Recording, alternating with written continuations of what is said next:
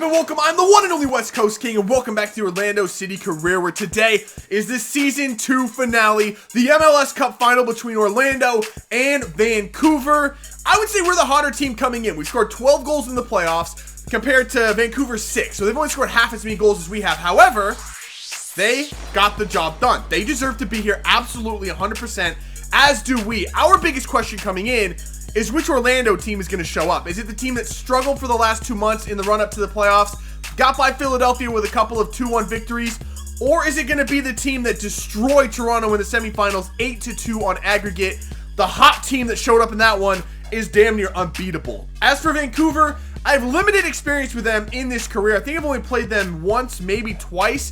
So they're kind of an unknown entity as far as their whole all their players go and how they like to play. It's going to be an interesting matchup. So we had a week off between the semifinal and the final, so everyone is fully fit and ready to go in this one. It's the first choice starting 11 all the way. The only minor change for us is I'm leaving Brek Shea in there in the left back spot. I know that Brandon Vincent has grown to 70 overall, but Brek Shea played fantastic against Toronto. He's the hotter player right now. I'm more comfortable with him at this point, so I'm going to leave him in there as well. That's the only change, and just so we're clear, going into this one, full legendary difficulty, no sliders are being used, never have, never will. It's on full legendary difficulty, just in case win, lose, or draw. I never change the sliders. So with that being said, let's get into the final.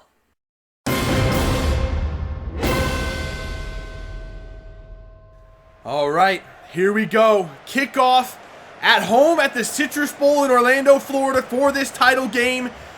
I looked at their starting 11. It looks really, really good. They got a great core defense of Waston and Dean in there. Their attack looks solid with Kudo, Mane, Laba, Tiber. I mean, they look so good. They're a very, very decent team. We're going to have our work cut out for us here, and I got caught talking, and now they're on the attack. Let's not give up a goal this easy, this early in. There you go, Seb.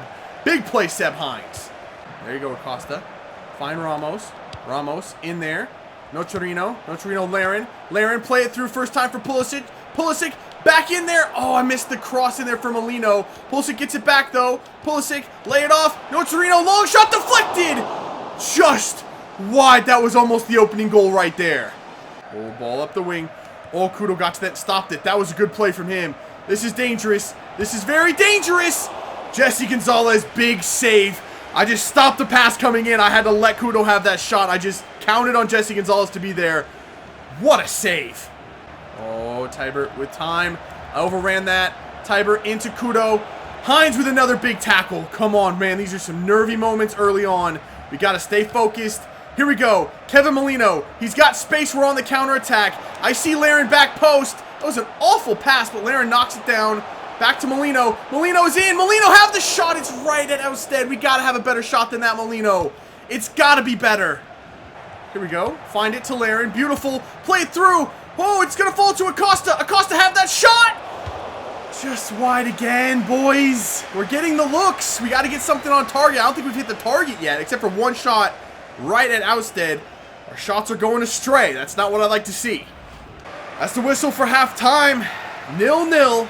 Very, very even match. Vancouver came to play. We're playing well, to be fair. Our shots aren't on target right now. We got to tighten it up. Morales, somebody step up. No, don't let. Oh, Cameron Carter-Vickers. Huge block. We just weren't stepping up. That could have been disastrous. All right, with 25 minutes left to play, both teams are making changes. We're bringing Cristo on. We're taking Kellen Acosta off, and we're switching the formation to a 4-1-2-1-2 wide, just getting a little bit more attacking. Vancouver's made a change as well. They've brought on Bolaños. Why do I feel like this is going to end up being like a Nocherino long shot that's going to end this thing, and we're going to end up winning this thing 1-0? For some reason, I just feel like that's how this is going to end, but Brek Shea is up the wing. Actually, let's hold it up. Play it in there. There's Kaká. Kaká up to Cristo. Cristo back to Kaká. Our captain Kaká is brought down in the box. It's a penalty, baby. Okay, I was wrong. It was not Nocherino. Kaká gets it done. Earns us a penalty. 20 minutes left. We got to put it away. But Kaká is a fantastic penalty taker. I trust him on this one. Here we go. No doubt about it. It is our captain Kaká to take this one. Kaká It looks good. Put it upper left. He puts it home. 1-0 in the championship game. Kaká has the goal. 20 minutes left. And straight after that goal, we're making another change. Molino is coming out. Cristo Gonzalez is going to move back to the right mid spot. And we're going to switch back to our normal formation just to shore up the midfield, make sure they don't get any open opportunities in front of goal. We're looking to hold on to this thing for 20 more minutes. Oh, big play, Breck. Big play, Breck Shea. Cameron Carter-Vickers, get it away. Oh, the header goes over. Ooh, that was a nervy moment. That's our best chance of the second half. And I think that was Mane that ended up with that header.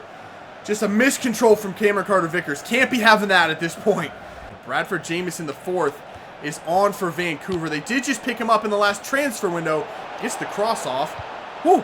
How did the ball end up with Cristo? I didn't expect that at all. Another ball in. That's a good one. Seb Hines has been a hero in there for us in this one. And Pulisic, that was an awful control. Just take it wide. We're down to stoppage time. We got to get like one more stop. One more stop. Bang it clear. And we'll be out of this thing. Another play. Cameron Carter-Vickers, though, lays it off in the middle. Riviero, was it Riviero or was it Jamieson? It was Riviero. Missed dead in front of goal. Wow. We just can't. There you go, Cameron Carter-Vickers. Big play. Higuita, get it out. Pulisic, just banging up the field. That's all I want to do. That was a little bit too far, but that's okay.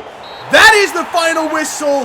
That's a trophy and a championship for Orlando City. A 1-0 victory on a penalty from our captain, Kaká. He earned it. He converted it. Big moment for our best player. That's what you need in these big games. So happy with that. We're bringing home that title.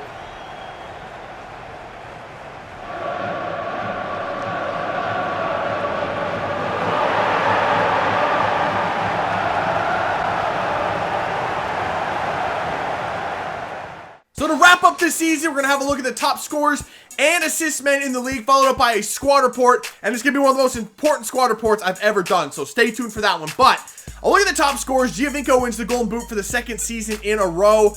Our top scorers were both Larin and Pulisic both had 9. So Pulisic had a fantastic season. He's really growing into a star. Larin had a bit of a down year, but he was injured for like 2 months, and Cristo stepped in for him. So I expect Larin to bounce back next season. The top assist man was also Giovinco, actually tied with Romero with 9 assists. We had 4 players with 5 assists though. Kaká, Nocerino, Acosta, and Larin all had 5 assists. So we kind of spread the scoring out when Larin went down. It was good to see the rest of the team step up and kind of fill in for him. So overall, a great season from us.